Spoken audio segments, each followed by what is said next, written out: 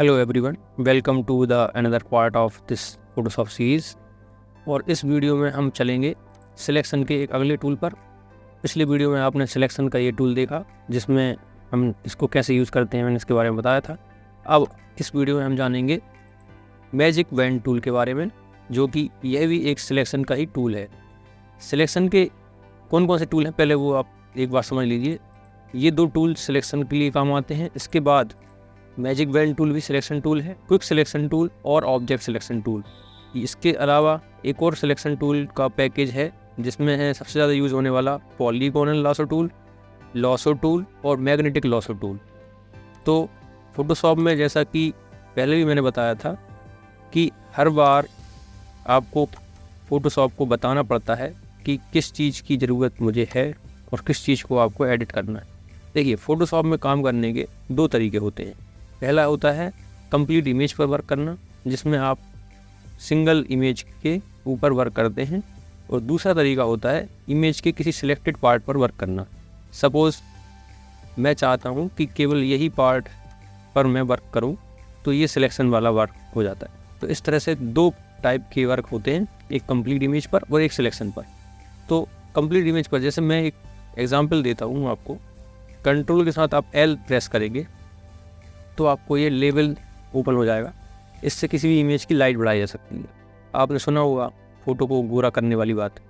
जी हाँ, तो गोरा करने के कई तरीके हैं, वो आपको मैं बाद में बताऊँगा। लेकिन इसमें आप ये समझ लीजिए कि फ़ोटो की लाइट कैसे आप एनहेंस कर सकते हैं। सपोज़ मैंने अभी ये लाइट इंक्रीज़ की हुई है, तो आप देख पा रहे हैं स्क्रीन पर, तो ये पूरी इमेज पर अप्लाई हो रही है। तो ये हो गया कंप्लीट इमेज पर वर्क करना। इसके अलावा दूसरा जो मैंने बताया कि एक सिलेक्टेड पोर्शन पर वर्क करना।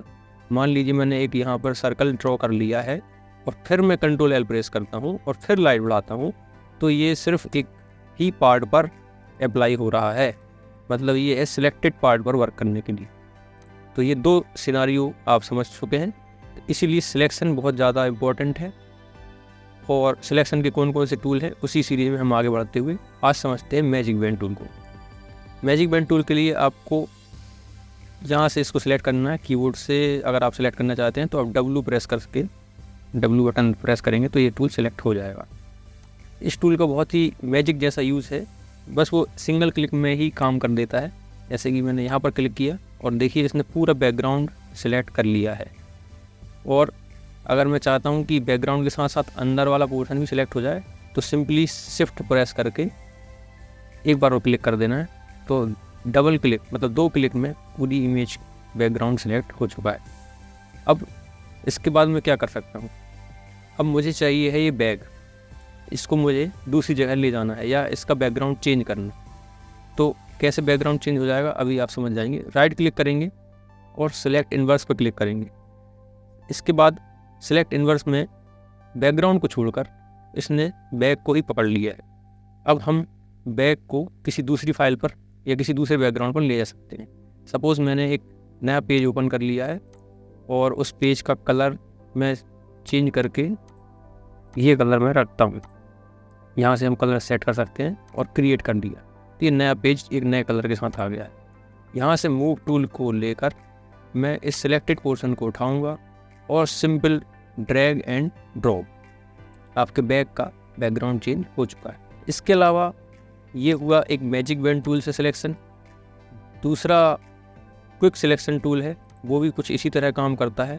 इसके लिए आपको क्विक सिलेक्शन टूल में सिर्फ सिलेक्ट सब्जेक्ट इस पर क्लिक कर देना है, तो फोटोशॉप इंटेलिजेंटली सिर्फ सब्जेक्ट को ही सिलेक्ट करेगा, मतलब वो सिर्फ बैग को ही सिलेक्ट करेगा। मैजिक बैंड टूल में हमने पहले बैकग्राउंड को सिलेक्ट किया था और फिर उसको इन्वर्स सिलेक्शन के द्वारा बैग पर सिलेक्शन ले आए थे, लेकिन इसमें सीधा सिलेक्ट ऑब्जेक्ट मतलब बैग ही सिलेक्ट हुआ है।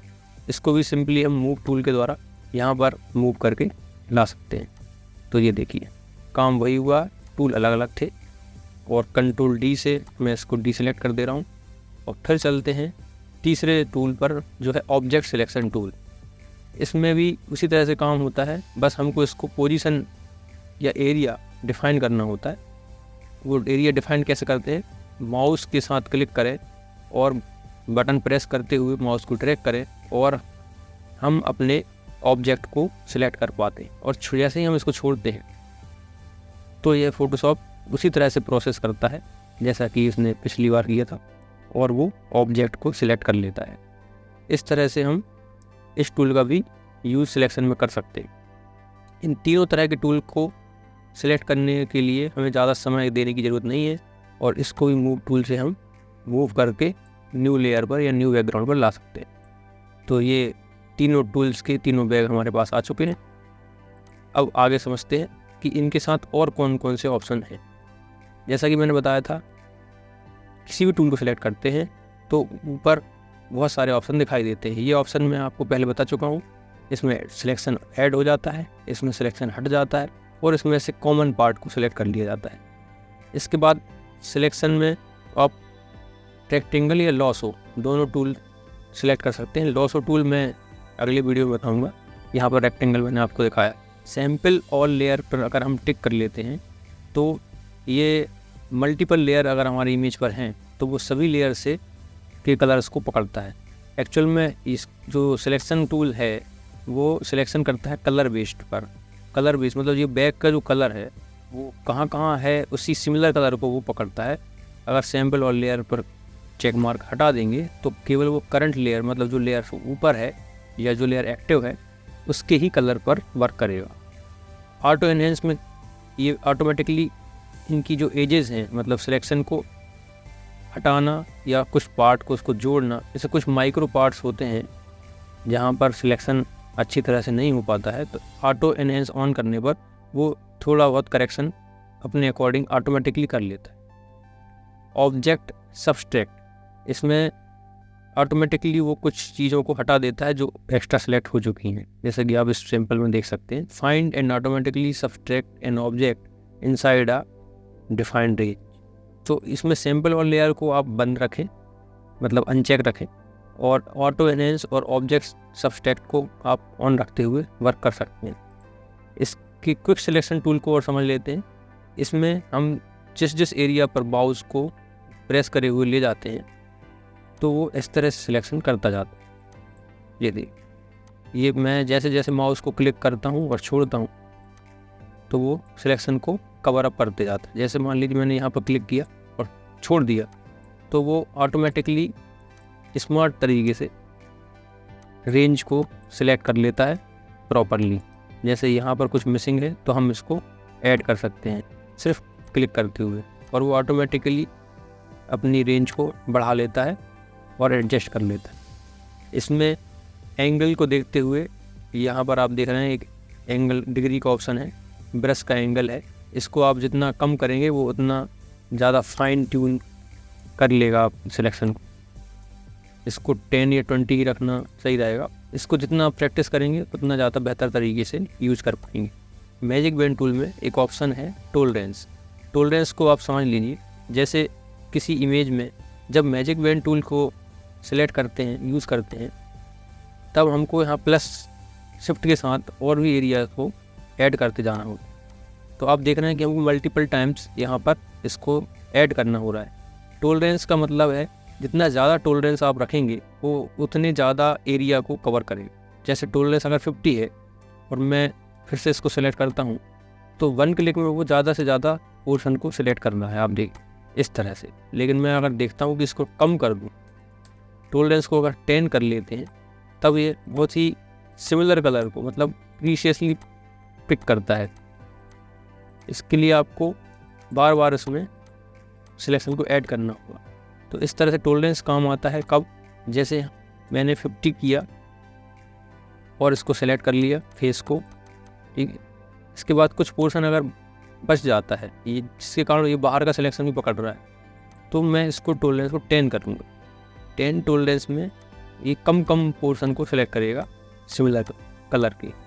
इस तरह से ज़्यादा फाइन सिलेक्शन हम कर सकते हैं, और अल्ट के साथ जो एक्स्ट्रा सिलेक्शन हो गया है उसको माइनस भी कर सकते हैं। यहाँ से हम माइनस करते हुए इस तरह से काम करता है। और इसका यूज़ ज़्यादातर हम करते हैं ऐसी जगह पर जहाँ पर सिंगल कलर होते हैं, जैसे कि मेरा एग्जांपल बैग वाला। इसमें आप अगर देखेंगे तो सिंगल क्लिक में ही उसने पूरा बैकग्राउंड पकड़ लिया है और उसको कवर कर लेता है। टोलरेंस अगर आप यहाँ पर कम भी कर देंगे तब भी ये अच्छा वर्क करेगा। जहाँ पर आप देख सकते हैं जहाँ पर थोड़ी सी माइक्रो सिलेक्शन की ज़रूरत होती है वहाँ पर हम टॉलरेंस को कम करके यूज़ करते हैं। इस तरह से प्रैक्टिकली आप देखेंगे तो आपको समझ आ जाएगा कि कैसे इसका यूज़ करना है। तो आई होप आपको ये तीनों चीज़ें समझ में आ गई हैं, तीनों सिलेक्शन टूल आपको क्लियर हो गए हैं। तो चलते हैं अब नेक्स्ट वीडियो में हम बात करेंगे लॉसो टूल के बारे में।